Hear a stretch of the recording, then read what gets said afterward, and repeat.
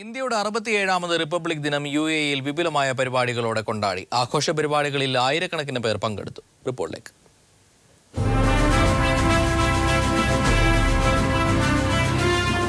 അബുദാബിയിലെ Indian എംബസിയിൽ പ്രൗഢഗംഭീരമായ പരിപാടികളോടെയാണ് republic ദിനം ആഘോഷിച്ചത്. സമൂഹത്തിലെ വിവിധ തുറകളിൽ നിന്നുള്ള നൂറുകണക്കിന് ആളുകൾ പങ്കെടുത്ത പരിപാടിയിൽ ഇന്ത്യൻ അംബാസഡർ ടിപ്പി സീതാറാം പതാക ഉയർത്തി. തുടർന്ന് ഇന്ത്യൻ പ്രസിഡന്റ് പ്രണബ് മുഖർജിയുടെ റിപ്പബ്ലിക് ദിന സന്ദേശം അംബാസഡർ വായിച്ചു. തിരഞ്ഞെടുക്കപ്പെട്ട ഇന്ത്യൻ സ്കൂളുകളിൽ നിന്നുള്ള കുട്ടികൾ അവതരിപ്പിച്ച നിരവധി കലാപരിപാടികളും ഉണ്ടായിരുന്നു. ദുബായ് ഇന്ത്യൻ ഹൈസ്കൂളിൽ നടന്ന റിപ്പബ്ലിക് ദിനാഘോഷങ്ങൾ ദുബായിലെ Indian consul general Anurag Bhushan ഉദ്ഘാടനം ചെയ്തു. ക്രിക്കറ്റ് താരം വീരേന്ദ്ര സെവാഗ് പ്രത്യേക ക്ഷണിതാവായിരുന്നു. ഇന്ത്യൻ സ്കൂളിലെ വിദ്യാർത്ഥികൾ അവതരിപ്പിച്ച വിവിധ കലാപരിപാടികൾ ആഘോഷങ്ങളുടെ മാറ്റുകൂട്ടി.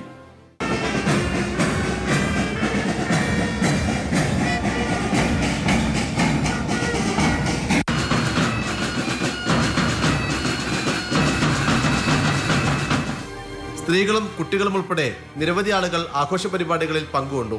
ഇന്ത്യയുടെ 67ാമത് റിപ്പബ്ലിക് ദിനം ആഘോഷപൂർണ്ണമായാണ് പ്രവാസി മലയാളികൾ കൊണ്ടാടിയത്. T Jamaluddin, Dubai. പ്രൗഢമായ പരിപാടികളോടെ സൗദി അറേബ്യയിലും ഇന്ത്യയുടെ 67ാമത് റിപ്പബ്ലിക് ദിനം ആഘോഷിച്ചു. റിയാദ് ഇന്ത്യൻ എംബസി അങ്കണത്തിൽ നടന്ന ആഘോഷ പരിപാടിയിൽ Indian embassy charge d'affaires Hemant Kottalwar ദേശീയ പതാക ഉയർത്തി.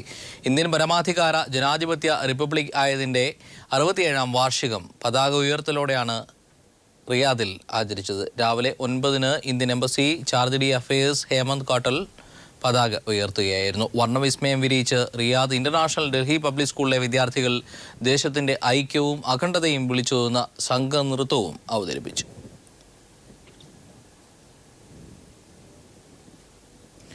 കുവൈറ്റിലെ ഇന്ത്യൻ സമൂഹം ഇന്ത്യയുടെ 67ാം റിപ്പബ്ലിക് ദിനം സമുചിതമായി ആഘോഷിച്ചു. ഇന്ത്യൻ എംബസിയിൽ സ്ഥാനപതി സുനിൽ ജെയിൻ ദേശീയ പതാക ഉയർത്തി. പ്രവൃത്തി ദിവസമായിരുന്നിട്ടും കുവൈറ്റിന്റെ വിവിധ ഭാഗങ്ങളിൽ നിന്നെത്തിയ ജനങ്ങളാൽ ഇന്ത്യൻ എംബസി അങ്കണം നിറഞ്ഞിരുന്നു. ബൊഹ്റ വിഭാഗം അവതരിപ്പിച്ച ബാൻഡ് മേളം, പ്രവാസി കൂട്ടായ്മകൾ ആലപിച്ച ദേശഭക്തി ഗാനങ്ങൾ എന്നിവ ആഘോഷത്തിന് കൊഴുപ്പേകി. റിപ്പബ്ലിക് ദിനത്തിൽ ബഹ്റിനിലെ ഇന്ത്യൻ എംബസി അങ്കണത്തിൽ അംബാസഡർ അലോക് കുമാർ സിൻഹ പതാക ഉയർത്തി രാഷ്ട്രപതിയുടെ റിപ്പബ്ലിക് ദിന സന്ദേശം വായിച്ചു. Kerala catholic association president Sam Ansil ഫ്രാൻസിയും സിംസ് അങ്കണത്തിൽ ഫ്രാൻസിസ് കെ താരത്തും പതാക ഉയർത്തി. വിവിധ സംഘടനകളുടെയും കൂട്ടായ്മകളുടെയും ആഭിമുഖ്യത്തിൽ രാവിലെ 7:30-ന് എംബസി അങ്കണത്തിൽ അംബാസഡർ ദേശീയ പതാക ഉയർത്തി രാഷ്ട്രപതിയുടെ റിപ്പബ്ലിക് ദിന സന്ദേശം വായിച്ചു.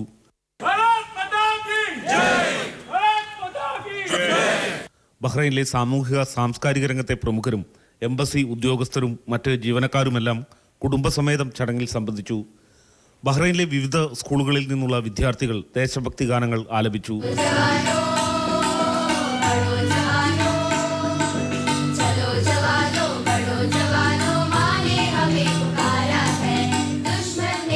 കേരള കാത്തലിക് അസോസിയേഷൻ അങ്കണത്തിൽ KCA പ്രസിഡന്റ് സാം ആൻസിൽ ഫ്രാൻസിസ് ആണ് ദേശീയ പതാക ഉയർത്തിയത്. KCAയുടെ മുഖ്യ അംഗങ്ങളും കുടുംബാംഗങ്ങളും ചടങ്ങിൽ സംബന്ധിച്ചു. ബഹ്റൈൻ സീറോ മലബാർ സൊസൈറ്റിയിൽ പ്രസിഡന്റ് ഫ്രാൻസിസ് കൈതാരത്ത് പതാക ഉയർത്തി. എല്ലാ മലയാളികൾക്കും സീറോ മലബാർ സൊസൈറ്റിയുടെ റിപ്പബ്ലിക് ദിന ആശംസകൾ നേർന്നു.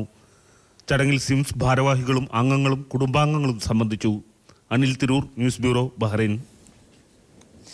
വൈവിധ്യമാർന്ന പരിപാടികളോടെ Dammam international Indian school republic ദിനം ആഘോഷിച്ചു. Confederation of Indian industries vice chairman KM Kutty മുഖ്യ അതിഥിയായി പങ്കെടുത്ത ചടങ്ങിൽ management committee chairman doctor Abdul Salam, principal doctor KE Muhammad Shafi എന്നിവർ മാർച്ച് പാസ്റ്റിന് സല്യൂട്ട് സ്വീകരിച്ചു. ചെയർമാൻ ഡോക്ടർ അബ്ദുൽ സലാം പതാക ഉയർത്തി. Vice principal Dhanalakshmi, exam and training vice principal Meghanas തുടങ്ങി സമൂഹത്തിന്റെ വിവിധ മേഖലകളിൽ നിന്നുള്ള നിരവധി പേർ പങ്കെടുത്തു.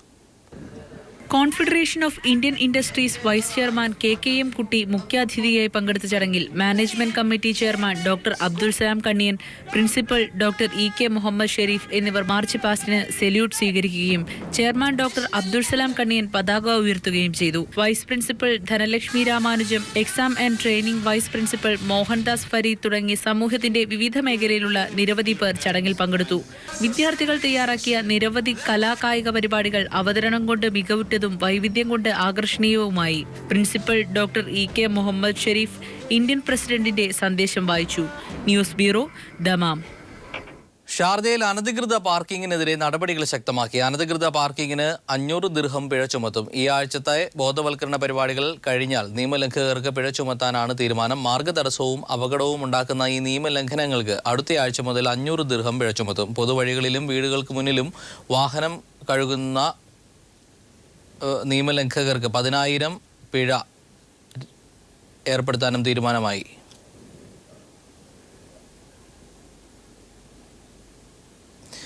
ഗൾഫ് മേഖലയുടെ ആരോഗ്യരംഗത്തെ ഏറ്റവും വലിയ പ്രദർശന സമ്മേളന പരിപാടികളിലൊന്നായ അറബ് ഹെൽത്ത് 2016 എക്സിബിഷൻ ആൻഡ് കോൺഗ്രസിന്റെ 41ാം എഡിഷന് Dubai international convention and exhibition സെന്ററിൽ തുടക്കമായി. ദുബൈ ഉപഭരണാധികാരിയും UAE ധനമന്ത്രിയുമായ Sheikh Hamdan bin Rashid al മക്തുമാണ് പ്രദർശനം ഉദ്ഘാടനം ചെയ്തത്. 163 രാജ്യങ്ങളിൽ നിന്നുള്ള 4000-ലധികം കമ്പനികൾ അവരുടെ ഏറ്റവും പുതിയ ഉൽപ്പന്നങ്ങളും കണ്ടുപിടുത്തങ്ങളും സാങ്കേതിക സൗകര്യങ്ങളും ഇവിടെ അവതരിപ്പിക്കുന്നുണ്ട്. എയർ ഇന്ത്യ എക്സ്പ്രസ് അലൈനിൽ നിന്ന് കോഴിക്കോട്ടേക്കുള്ള സർവീസ് വർദ്ധിപ്പിച്ചു. ഈ വിമാനം ആഴ്ചയിൽ 2 തവണ റാസൽ ഖൈമ വഴി പറക്കുകയും ചെയ്യും. ആഴ്ചയിൽ 1 തവണ മാത്രമുണ്ടായിരുന്ന കോഴിക്കോട് ഫ്ലൈറ്റ് 4 വർദ്ധിപ്പിച്ചപ്പോഴാണ് 2 സർവീസുകൾ റാസൽ ഖൈമ വിമാനത്താവളം വഴിയാക്കാൻ അനുമതി ലഭ്യമായത്. വെള്ളി, തിങ്കൾ ദിവസങ്ങളിലാണ് അലൈൻ റാസൽ ഖൈമ സർവീസുകൾ ഉണ്ടാവുക. സൗദിയിലെ മണി എക്സ്ചേഞ്ചുകളിലും പണമിടപാട് സ്ഥാപനങ്ങളിലും ജോലി ചെയ്യുന്നവർക്ക് കള്ളപ്പണമിടപാട് തടയുന്നതിനുള്ള പരിശീലനം നിർബന്ധമാക്കുമെന്ന് സൗദി അറേബ്യൻ മോണിറ്ററി ഏജൻസി. സൗദിയിലേക്ക് വരുന്നതും പുറത്തേക്ക് അയക്കുന്നതുമായ എല്ലാ സാമ്പത്തിക വിനിമയത്തിന്റെയും സുതാര്യത ഉറപ്പുവരുത്താനാണ് പരിശീലനം.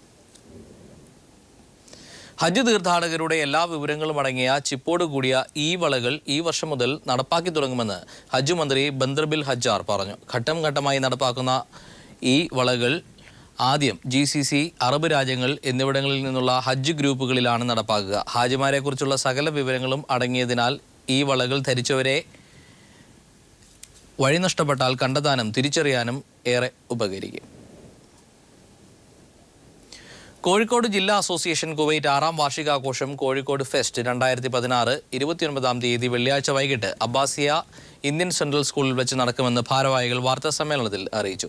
ഇന്ത്യൻ അംബാസിഡർ സുനിൽ ജെയിൻ പരിപാടികൾ ഉദ്ഘാടനം ചെയ്യും. കോഴിക്കോട് ജില്ലാ കളക്ടർ N. പ്രശാന്ത് മുഖ്യാതിഥിയായിരിക്കും. കേരളത്തിൽ നിന്നുള്ള പ്രശസ്ത ഗായകർ പങ്കെടുക്കുന്ന സംഗീത നിശ, വിവിധ കലാപരിപാടികൾ തുടങ്ങിയവയും ഉണ്ടായിരിക്കും. അസോസിയേഷൻ വിവിധ ക്ഷേമ പദ്ധതിയിലൂടെ 36 ലക്ഷം രൂപയുടെ സഹായങ്ങൾ അർഹതപ്പെട്ടവർക്ക് നൽകിയതായും ഭാരവാഹികൾ അറിയിച്ചു.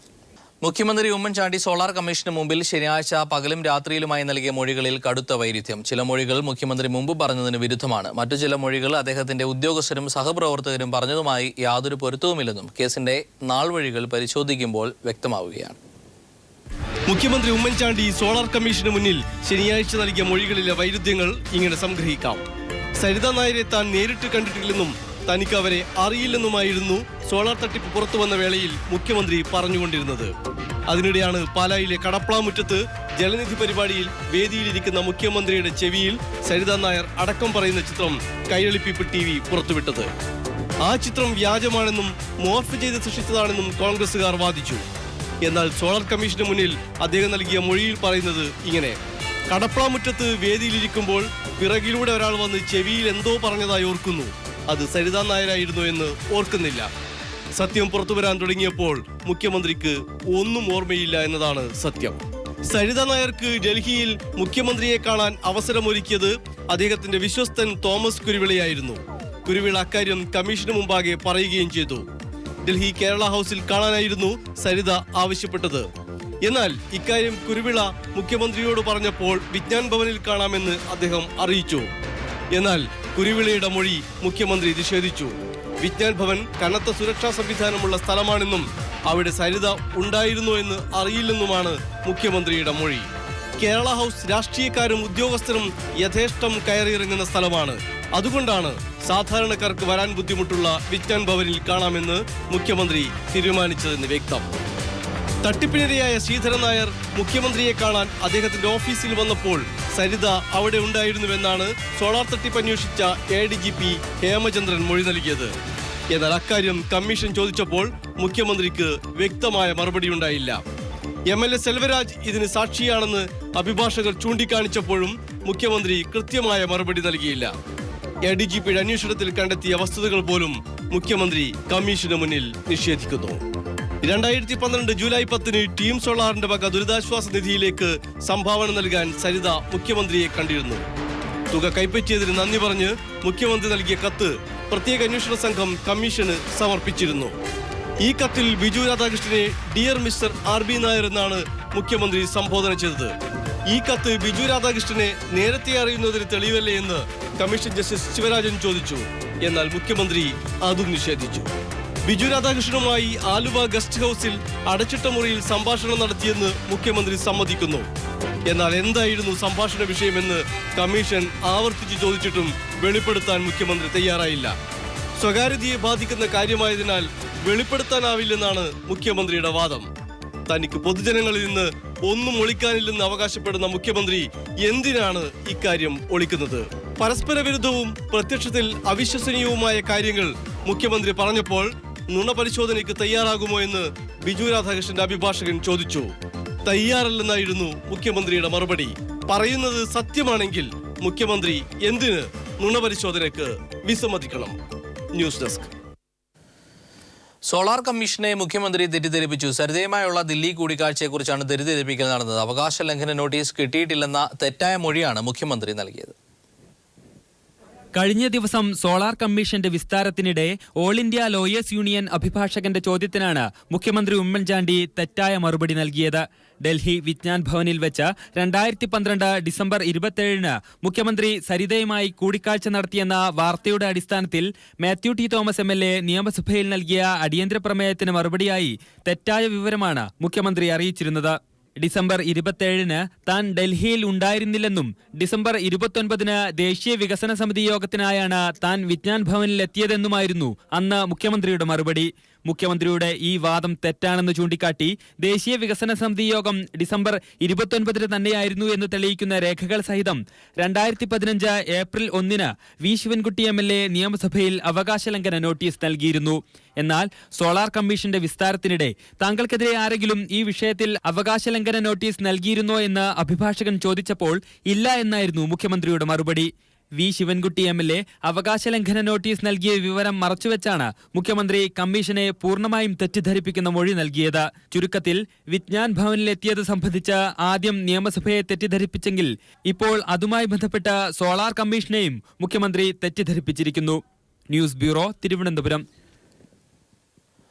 മലപ്പുറത്തിന്റെ ചരിത്രത്തിൽ പുത്തൻ അധ്യായം എഴുതി ചേർത്ത നവകേരള മാർച്ച് ജില്ലയിൽ പര്യടനം പൂർത്തിയാക്കി. അരീക്കോട്, നിലമ്പൂർ, വണ്ടൂർ, പെരിന്തൽമണ്ണ എന്നിവിടങ്ങളിൽ ഇന്ന് ജാഥയ്ക്ക് സ്വീകരണം നൽകി. എല്ലാ സ്വീകരണ കേന്ദ്രങ്ങളിലും ജനസഹസ്രങ്ങൾ അണിനിരന്ന ഊഷ്മള വരവേൽപ്പാണ് ജാഥാനായകൻ പിണറായി വിജയന് ലഭ്യമായത്. ജനങ്ങളാണ് രാജ്യത്തെ ചരിത്രം നിർമ്മിക്കുന്നത്. ഈ രാജ്യത്തെ കാര്യങ്ങൾ നടക്കണമെന്നുണ്ടെങ്കിൽ ജനങ്ങൾ സംഘടിക്കണം.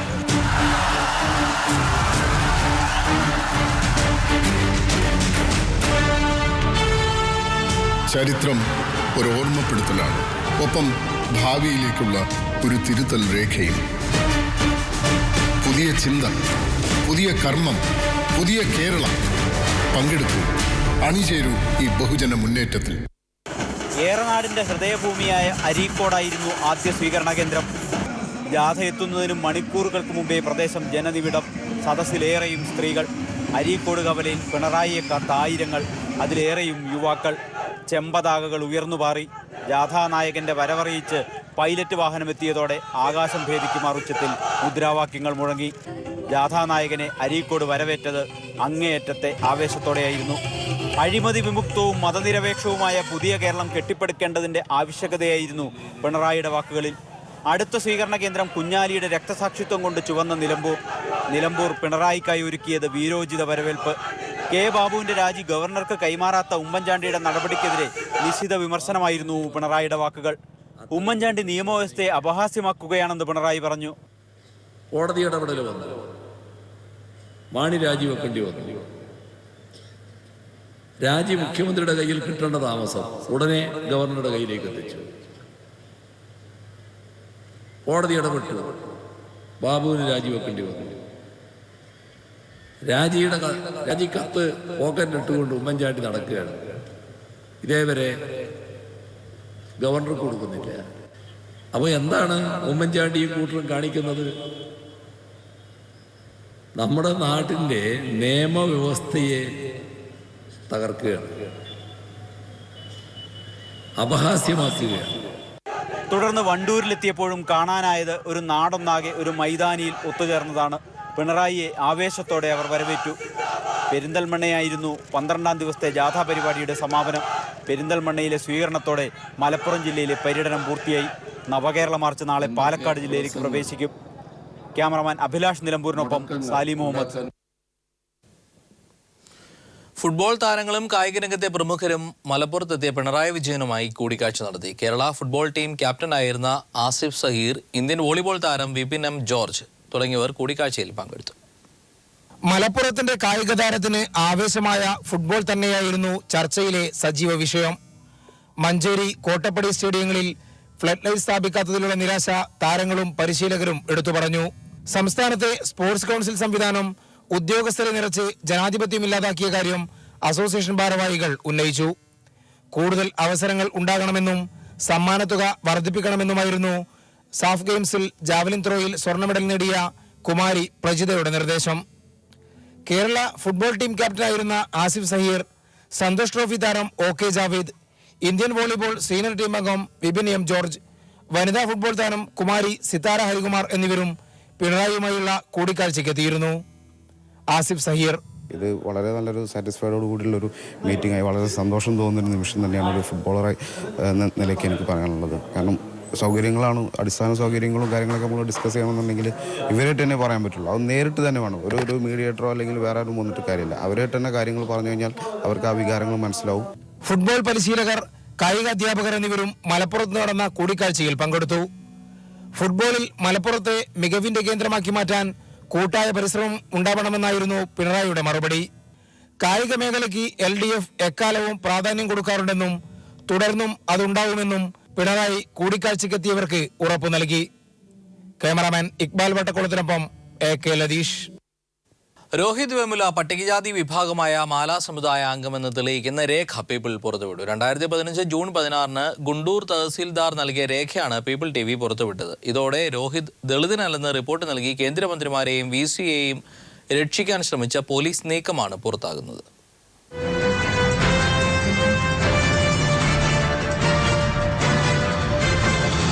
രോഹിത് വെമുലയ്ക്ക് കഴിഞ്ഞ ജൂൺ 16 ഗുണ്ടൂർ തഹസീൽദാർ നൽകിയ ജാതി സർട്ടിഫിക്കറ്റാണ് ഇത്. രോഹിത് മാലാ സമുദായക്കാരനാണെന്നും ആ സമുദായം പട്ടികജാതിയിൽ പെടുന്നതാണെന്നും ഈ രേഖ വ്യക്തമാക്കുന്നു. രോഹിത് മറ്റു പിന്നോക്ക സമുദായങ്ങളിൽപ്പെട്ട വധേര ജാതിക്കാരനാണെന്ന് ഗുണ്ടൂർ പോലീസ് റിപ്പോർട്ട് ചെയ്ത സാഹചര്യത്തിലാണ് ഞങ്ങൾ ഈ രേഖ പുറത്തുവിടുന്നത്. രോഹിത് പട്ടിക വിഭാഗക്കാരനാണെങ്കിൽ രോഹിതിന്റെ മരണം മുൻനിർത്തി ഗച്ചിബൌലി പോലീസ് എടുത്ത കേസിൽ കേന്ദ്രമന്ത്രി സ്മൃതി ഇറാനി, കേന്ദ്രമന്ത്രി ബന്ദാരു ദത്താത്രേയ, വൈസ് ചാൻസലർ അപ്പാറാബു എന്നിവരെ കയ്യോടെ അറസ്റ്റ് ചെയ്യേണ്ടി വരും. ഇതൊഴിവാക്കാനാണ് രോഹിതിന്റെ സ്വദേശമായ ഗുണ്ടൂരിലെ പോലീസ് വിവാദ റിപ്പോർട്ട് നൽകിയിരിക്കുന്നത്. രോഹിതിന് നീതി തേടി ഒരാഴ്ചയായി ക്യാമ്പസ് ബന്ദ് നടത്തുന്ന ഹൈദരാബാദ് സെൻട്രൽ യൂണിവേഴ്സിറ്റിയിലെ വിദ്യാർത്ഥികൾ പോലീസ് നടപടിയെ പുച്ഛിച്ചു തള്ളുകയാണ്.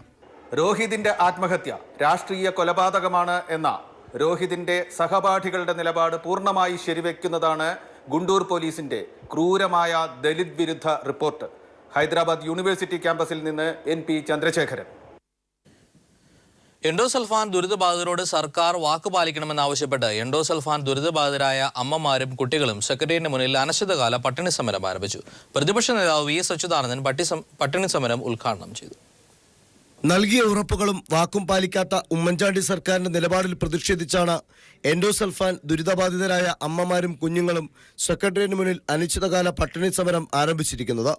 എൻഡോസൾഫാൻ ദുരിതബാധിതരോട് സർക്കാർ വാക്കു പാലിക്കണമെന്ന് ഇവർ ആവശ്യപ്പെട്ടു. അതേസമയം ഉമ്മൻചാണ്ടി സർക്കാരിന് എൻഡോസൾഫാൻ ദുരിതബാധിതരോട് യാതൊരു താല്പര്യവുമില്ല. മറ്റു കാര്യങ്ങളിലാണ് മുഖ്യമന്ത്രിയുടെ ശ്രദ്ധയെന്നും പട്ടിണി സമരം ഉദ്ഘാടനം ചെയ്ത പ്രതിപക്ഷ നേതാവ് VS അച്യുതാനന്ദൻ പറഞ്ഞു. മുഖ്യമന്ത്രിയുടെ വാക്കും പഴയ ചാക്കും ഒരുപോലെയാണെന്ന സ്ഥിതിയാണല്ലോ ഇപ്പോഴുള്ളത്. എൻഡോസൾഫാൻ പീഡിതരെ വീണ്ടും വീണ്ടും ദ്രോഹിക്കുകയും അപമാനിക്കുകയും ചെയ്യുന്ന സമീപനമാണ് കേന്ദ്ര സർക്കാരിനെ പോലെ തന്നെ സംസ്ഥാന സർക്കാരും സ്വീകരിച്ചുകൊണ്ടിരിക്കുന്നത്. ദുരിതബാധിതർക്കായി താൻ എന്തൊക്കെ ചെയ്തുവെന്നത് ജനങ്ങൾക്കറിയാമെന്നും VS വ്യക്തമാക്കി. ദേശീയ മനുഷ്യാവകാശ കമ്മീഷൻ 2010 ഡിസംബറിൽ ശുപാർശ ചെയ്ത അടിയന്തര സഹായം എത്രയും പെട്ടെന്ന് നൽകുക, പുനരധിവാസം ശാസ്ത്രീയമായി നടപ്പിലാക്കുക തുടങ്ങിയ ആവശ്യങ്ങളും ദുരിതബാധിതർ മുന്നോട്ട് വയ്ക്കുന്നുണ്ട്. തങ്ങളെ ഇനിയും അവഗണിച്ചാൽ മരണം വരെ സമരം ചെയ്യുമെന്നും എൻഡോസൾഫാൻ ദുരിതബാധിതർ വ്യക്തമാക്കുന്നു. Sunil Arimanur, news bureau, Thiruvananthapuram.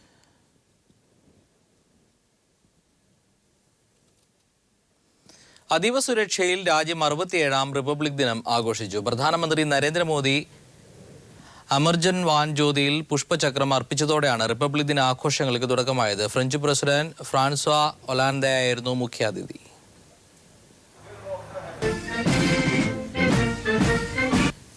Republic ദിനം സംസ്ഥാനത്ത് വിപുലമായാണ് ആഘോഷിച്ചത്. തിരുവനന്തപുരത്ത് ഗവർണർ ജസ്റ്റിസ് പി സദാശിവം ദേശീയ പതാക ഉയർത്തി. തീവ്രവാദത്തിനെതിരെ സംസ്ഥാനം അതീവ ജാഗ്രത പുലർത്തണമെന്ന് ഗവർണർ ആവശ്യപ്പെട്ടു. സംസ്ഥാന നിയമസഭയുടെ പ്രവർത്തനം കൂടുതൽ അർത്ഥവത്താകണമെന്ന് പറഞ്ഞ് ഗവർണർ സർക്കാരിനെ വിമർശിക്കുകയും ചെയ്തു.